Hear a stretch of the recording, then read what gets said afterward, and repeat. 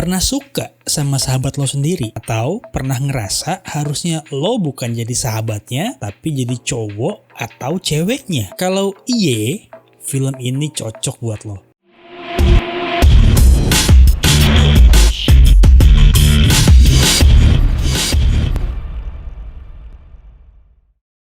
Halo, balik lagi di Movie Junkies Channel. Di video kali ini gue akan rekap sebuah alur film berjudul When We First Met.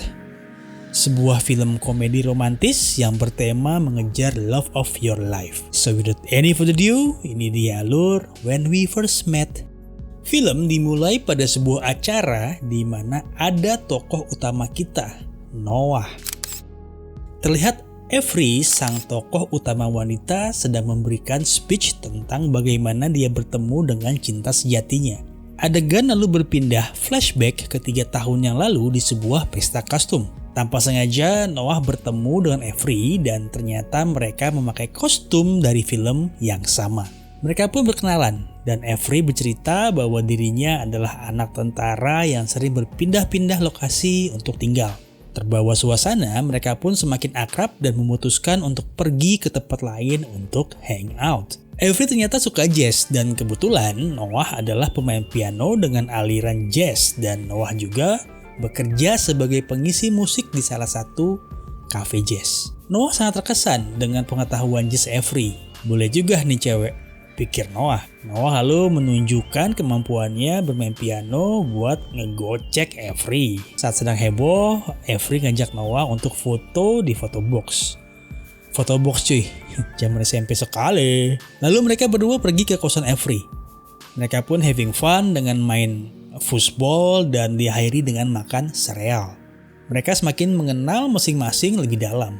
Dan saat Noah akan nyipok Avery, adegan berpindah ke masa sekarang di mana Avery berpidato dan menyatakan momen itu adalah momen dia menemukan cintanya. Tapi ternyata cinta yang dimaksud Avery bukan Noah, melainkan Ethan. Jelek. Noah terlihat sangat gegana, gelisah, galau merana. Ditenggak semua amer yang ada di acara itu sampai akhirnya jackpot di kamar mandi. Avery yang cemas lalu mengecek keadaan Noah.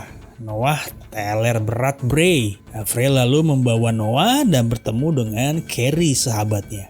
Avery meminta Carrie untuk membawa Noah pulang.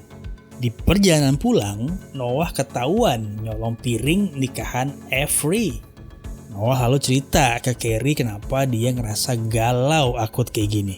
Noah bilang kalau dia cintrong sama Avery dan Carrie amazed dan bilang, keren juga lau bisa datang ke acara tunangan Avery dan Ethan. Noah jawab, ini untuk harga diri bung. Noah lalu minta diturunkan di bar dan Carrie gak setuju, tapi Noah loncat dari mobil. Di dalam bar, mereka bertemu dengan Max, sahabat Noah. Max dengan so asik nyoba ngebungkus Carrie tapi direspon dengan gak santai. Dalam keadaan mabuk berat, akhirnya Noah cerita adegan yang tadi di awal tuh, yang sebelum mau cipok-cipokan. Ternyata faktanya bukan cipokan yang didapat, malah pelukan. Pelukan temen, pelukan abang adek, you name it deh. Yang pasti bukan pelukan asmara. Avery bilang kalau dia seneng banget nemuin sahabat laki. Gue ulang ya, sahabat laki ke Noah. News, pedih bre. Noah pun pulang dan berharap akan ada kesempatan lagi buat bungkus Avery. Tapi ternyata gak pernah kejadian lagi.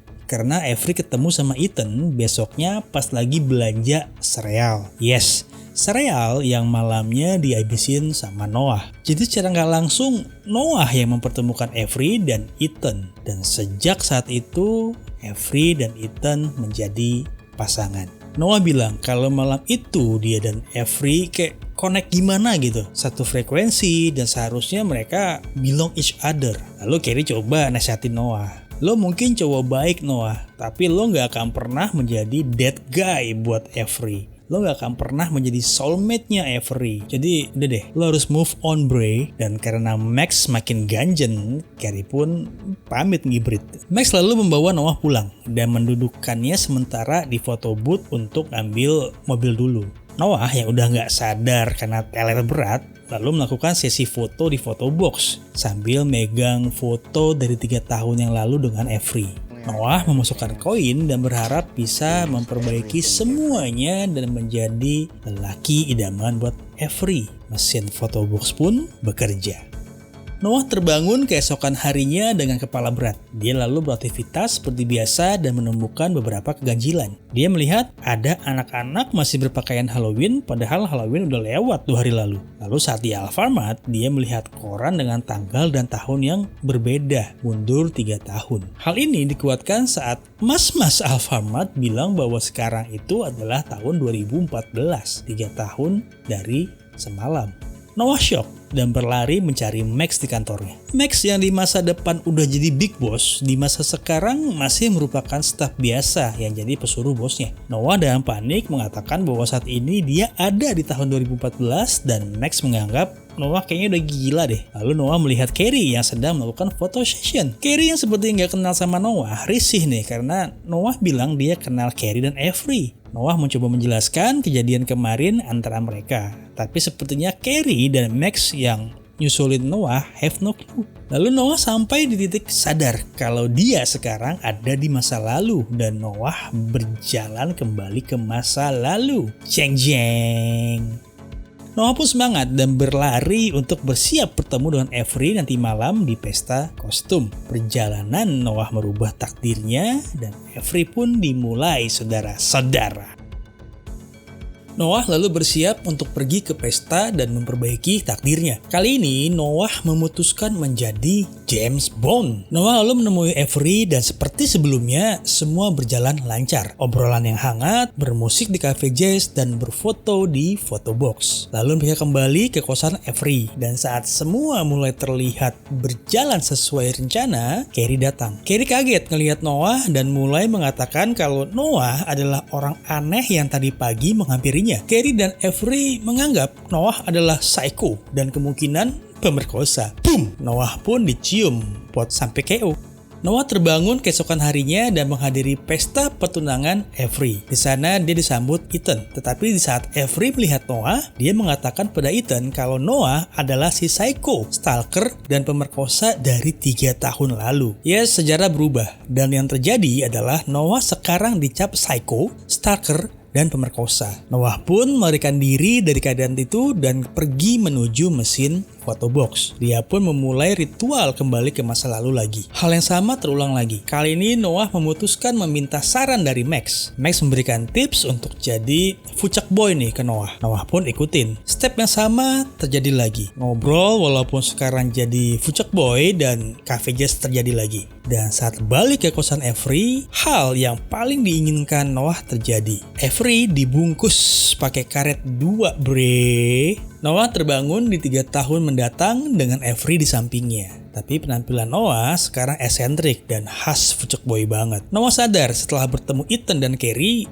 kalau hubungannya dan Avery hanya sebatas ranjang dan bukan hal yang dia inginkan, yaitu kebahagiaan. Jadi keputusan deketin Avery dengan cara menjadi fucek boy nggak berujung manis, saudara-saudara. Lalu Noah balik lagi ke ritual awalnya, koin, photobox, cus, balik ke masa lalu. Belajar dari kesalahan masa lalu, Noah memutuskan untuk menjadi pribadi yang mapan. Dia memutuskan untuk bekerja bareng Max di kantornya. Malam harinya, Noah deketin Avery dengan gaya tajir dan berhasil buat Avery nempel. Seperti biasa, Noah terbangun 3 tahun kemudian. Kali ini dia punya kehidupan yang luar biasa. Noah berubah menjadi eksekutif bisnis yang sukses di perusahaannya. Avery juga sudah menjadi tunangan Noah. Hidup Noah terasa komplit karena dia sekarang sudah menjadi senior vice president yang sukses dan Avery menjadi tunangannya. Tapi tentu aja hidup tuh gak semanis yang terlihat. Karena kesuksesannya ini, Max berubah dari sahabat menjadi musuh. Max merasa Noah mencuri dan menusuknya dari belakang. Ternyata Noah menjadi sukses dengan cara mengorbankan Max dan ini membuat Max sangat benci pada Noah. Noah juga sadar kalau dia terjebak di rutinitas sibuknya setiap hari. Dia harus selalu bepergian untuk kepentingan bisnis dan tidak punya waktu banyak untuk dihabiskan dengan Avery. Dan jika dia mangkir, PHK bre. Pada malam pertunangan Noah dan Avery, Ethan datang. Kali ini, Ethan yang menjadi galau gelisah merana. Lalu Noah memutuskan mengantar Ethan untuk pulang. Dan sekarang Ethan nih yang curhat kalau dia ngerasa Avery adalah love of his life. Pernyataan Ethan menyadarkan Noah kalau sepertinya memang Ethan lah yang seharusnya bersama Avery, bukan dirinya. Karena sekeras apapun Noah berusaha, takdirnya nggak pernah berubah. Selalu aja ada hal yang menghilangkan kebahagiaannya. Noah lalu memutuskan jalan ninjanya untuk membuat Ethan dan Avery bersatu. Lalu dia balik lagi ke mesin photobox dong. Kali ini Noah berperan sebagai Cupid dengan misi menjodohkan Ethan dan Avery. Semesta tentu saja mempermudah hal ini. Dan boom, semua berjalan dengan baik. Noah juga sadar kalau Carrie selalu ada di hidupnya berapa kali pun dia memutar waktu. Dan kali ini Noah memutuskan untuk ngegayat Carrie. Semua berjalan lancar. Ternyata selama ini Carrie lah yang suka jazz, bukan Avery. Dan faktanya, Carrie lah yang selama ini merupakan wanita impian Noah. Oh yeah, semua berjalan baik. Seperti biasa, Noah terbangun 3 tahun kemudian di kosan Max. Semua normal. Max kembali menjadi kaya dan malam ini pertunangan Avery dan Ethan pun akan diadakan.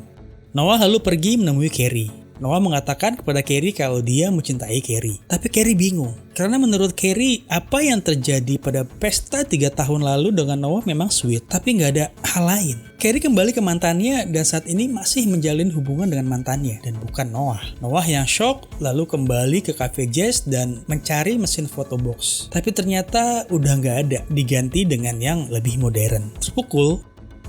Noah nenggak lagi Amer sampai teler. Avery dan Ethan yang cemas menjemput Noah dan mengantarkannya pulang. Sesampainya di rumah, ternyata Avery dan Ethan memberikan mesin photobox tersebut sebagai hadiah untuk Noah. Hadiah persahabatan. Noah seperti mendapatkan uang kaget dari Helmi Yahya, langsung melakukan ritual balik ke masa lalu. Setelah semua yang terjadi, Noah memutuskan untuk membiarkan masa lalu seperti semula. Datang ke pesta kostum, tema yang sama dengan Avery, berfoto di photobox, cafe jazz, makan sereal, dan pelukan persahabatan dari Avery. Semua berjalan sama persis seperti sedia kala. Di pesta pertunangan Avery dan Ethan, seperti di awal film, Avery dan Ethan berbahagia. Tapi kali ini Noah mengambil langkah baru. Dia mendekati Carrie dan menjadi dirinya sendiri. Dan dengan menjadi dirinya sendiri, Noah bisa mendapatkan kebahagiaannya dengan Carrie tanpa harus merubah takdir Avery dan Ethan.